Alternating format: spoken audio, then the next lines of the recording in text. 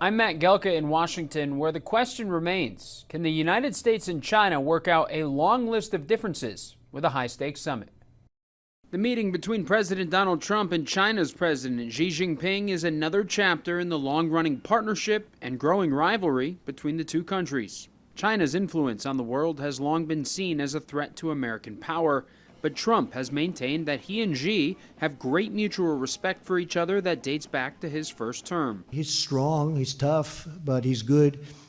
We have a very good relationship. I have a good relationship with, as you know, President Xi, very good. Despite the strong ties, China and the U.S. spent a better part of this year going back and forth on escalating tariffs in a trade war that has the potential to pop off again if negotiations break down. Tariffs are just the starting point. Tensions over TikTok and technology, stopping the flow of Chinese-made fentanyl into the U.S., and China's ties to other United States adversaries have all led to an international feud. Both countries are competitors, and that's the way it's going to be for the foreseeable future. Retired Ambassador Gordon Gray now teaches at George Washington University's Elliott School of International Affairs. He says both countries have leverage on different issues, and it would be better for both and the world to lower the temperature. Both countries need one another economically. We need China as a market. They need us for a market. We need access to their rare earth minerals, which they have a virtual chokehold on. Taiwan and the island's independence has been a long-running issue between the U.S. and China, where there's been a constant threat of China using its military to reclaim the island as its own, and questions of whether or not the U.S. would step in to defend Taiwan if fighting broke out. Reporting in Washington, I'm Matt Gelka. I'm Didi Gatton, and we continue our breaking news coverage this half hour. High stakes and high hopes tonight as President Trump meets with Chinese President Xi Jinping in South Korea. We have team coverage. Emma Withrow detailing the Chinese leader's presence on the world stage. But first, Ryan Smith starts us off at the live desk with the latest on the face-to-face. Ryan. Yeah, Didi, at this hour right here, we're awaiting any new details from that high-stakes meeting. You're seeing brand new video here just in at the live desk. The first of President Trump's second term in that meeting with Xi Jinping. That video here from the meeting, we see Secretary of State Marco Rubio and Treasury Secretary Scott Bessent there, flanking the president on either side, right across from the president's Chinese counterpart. Let's listen in to a moment here. I think we've already agreed to a lot of things, and we'll agree to some more right now.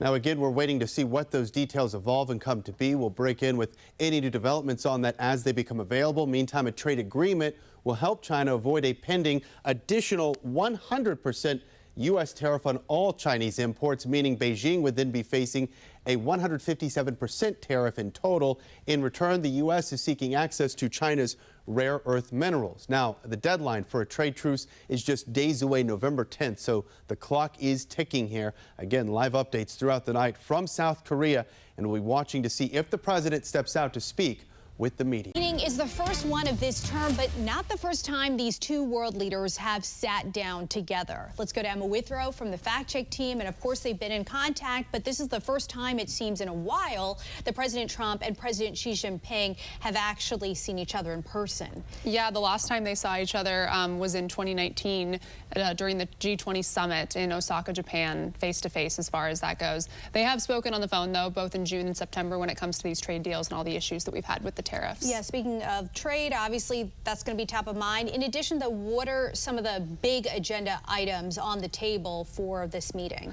So as far as trade and economics goes, Trump has threatened 100% tariffs on Chinese imports starting November 1st unless a deal struck. China also has meanwhile imposed some tighter export controls on rare earths, which is a pretty key leverage point on their front.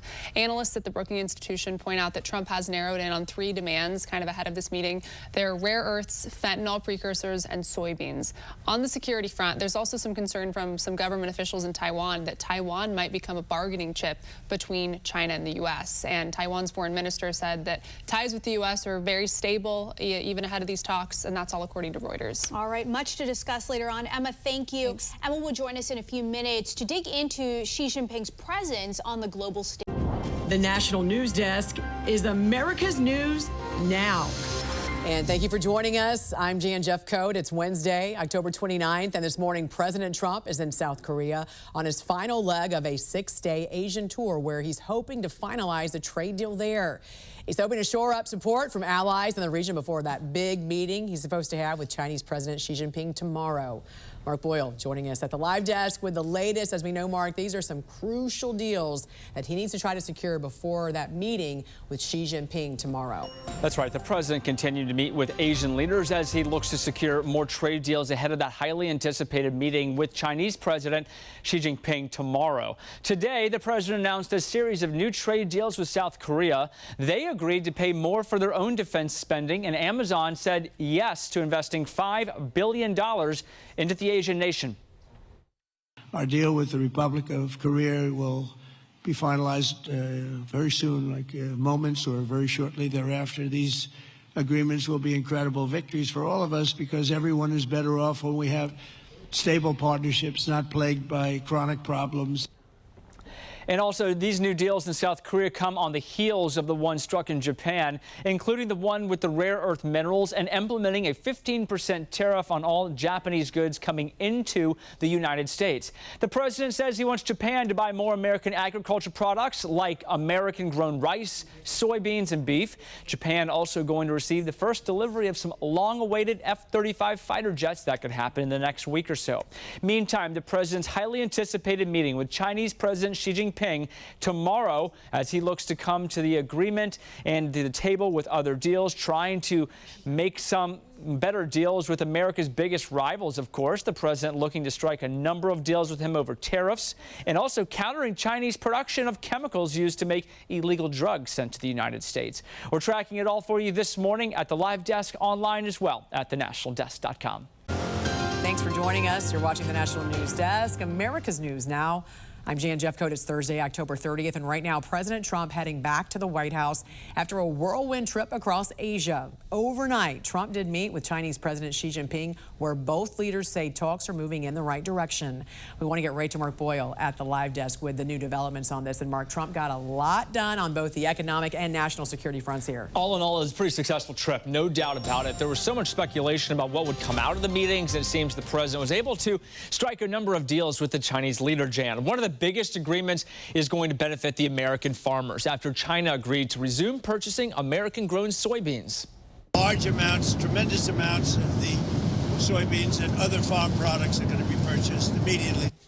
And these are some of the other agreements both sides came to. President Trump says that China is going to slow down the chemicals used to make fentanyl. So that will help slow the flow of drugs into this country. And because of that, the president's dropping the tariffs on China. A deal was made on rare earth minerals, but new details have not been released yet this morning, still being worked out, it appears.